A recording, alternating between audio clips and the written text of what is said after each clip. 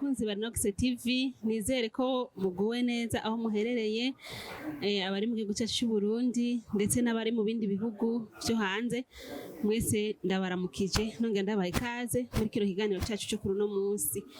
Rero nabazaniye umutumire ngiye kubereka, hama imbere yuko agira icyo avuze reka menda musabe kugira ngo abanze asenga Imana.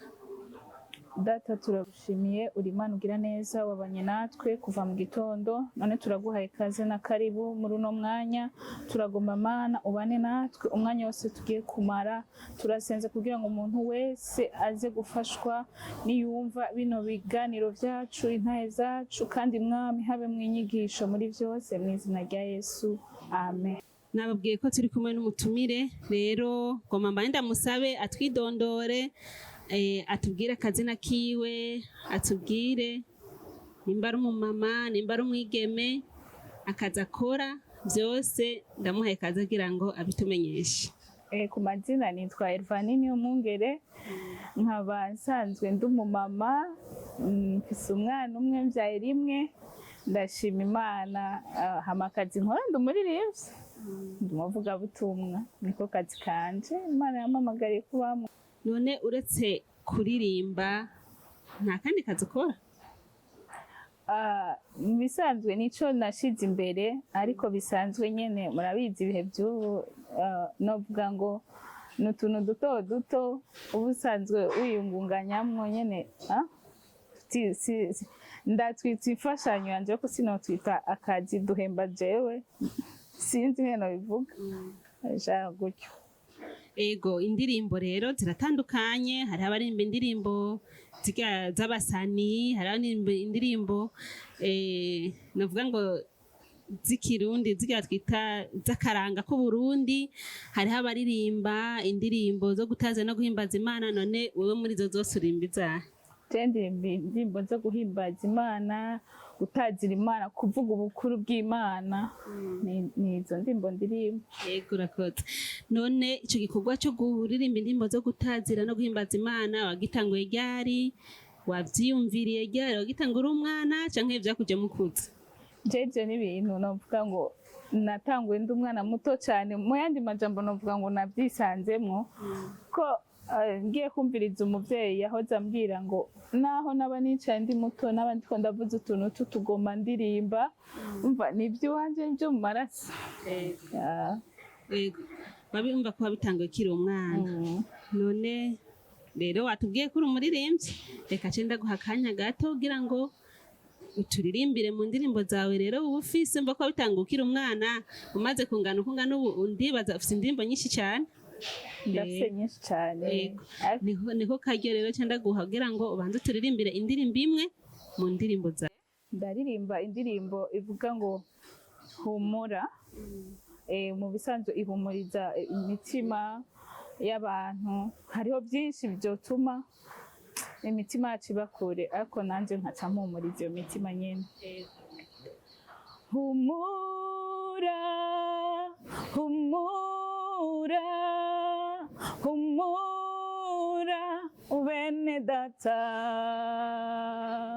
uhoraho n'umunyenkomezi, ibyo byose arabibona. Humura, humura, humura bene data, uhoraho n'umunyenkomezi, ibyo byose arabibona. Nikitoroshe ku mwana w'umuntu, agira ukwizera gushitse, kubyo tubone c'amaso kw'isi, benshi batwawe n'ivyo babona, abandi nabo benshi ntibacizera, ariko tumenye Yesu yatubwiye ngo niduhumure narane sheje byose mw'isi tutihumura. Amen. Ego, iyo ndirimbo ndumva ko indirimbo nziza, hama kugira ngo uyiririmbe byari bivuye kuki? Niyo ndirimbo ya mbere watanguriyeko canke bimeze gute? Okay, nafatiye hagati. Burya mu ndirimbo urazita amazina, wenyine urazibatiriza. Hari indirimbo uhabwa mu bihe bikomeye, Imana ikayiguha mu bihe abantu bose bakomerewe bashobewe. Iyo rero ndayikunda cyane kubera hari igihe uba ahantu ukabona ko ibintu byose byaheze, kumva nawe ubwawe ahantu uri wacitse intege, ukabura umuntu yokubwira ngo tekana humura, ukabura umuntu yokubwira. Hariho ijambo mu buzima tuba dukeneye kumva, kuko na Kristo Yesu yazanye ijambo ry'ihumure, araduhumuriza, tunezerwa nuko duhumurijwe. Ariko si indirimbo ya mbere watanguriyeho kuririmba? Oya, naratanguriye no kuyindi nayo nyene ivuga iby'ibihe. Hari ibihe naho nyene umuntu wewe ubwiwe ku muntu, dufate nka jewe, urumva ni ibintu nakoze ndi mutonya ndabyisangamo, ariko aragera igihe numva kumenga nanje birananiye kubera uburyo, ariko ndavuga kubera ari ikintu Imana yanshizemwo ngomba kubikora. Iravuga ngo sinzi ko nshobora kuririmba. Yego. Iyo ndirimbo iravuga ngo Yesu ntacyo utambwiye, Yesu ntacyo utanyeretse, Yesu ntacyo utamaye data mu buzima ngo bikunde ngo mbeho. Wamaye byinshi byiza mw'isi ndondera, wamaye abagenzi beza bava kuri wewe,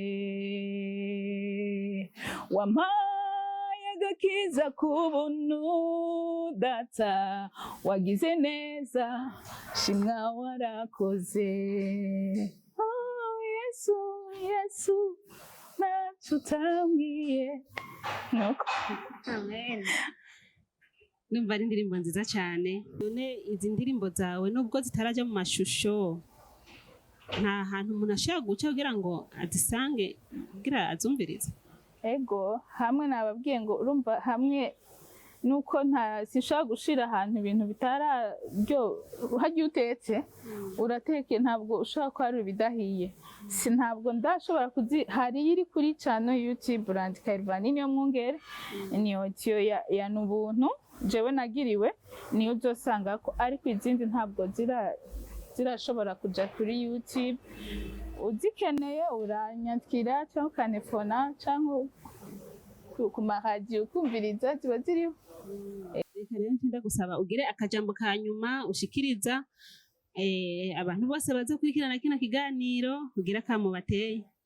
Okay, ubwa mbere na mbere reka ndabashimire mwebwe mwantera ino teka ryo kubana namwe, kandi nongera ndabasabira namwe kugera kure kwaguka.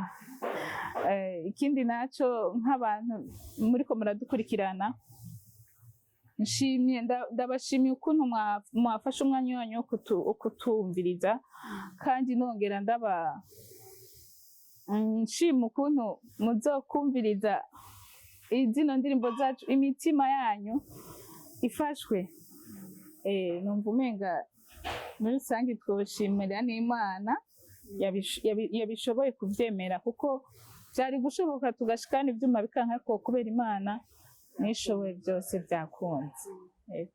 Bakunzi ba Linox TV, nabashimiye ku mwanya twari tumaranye, ariko imbere yuko turangiza kino kiganiro cyacu, mbanze sabe umutumire kugira ngo kandi nkuko yatanguye asenga Imana, yongere kandi asubire asenga Imana. Ndamuhaye kazi. Data, turagushima, wabanye natwe, twaguhamagaye tugitangura, none Mwami Imana tugiye kurangiza.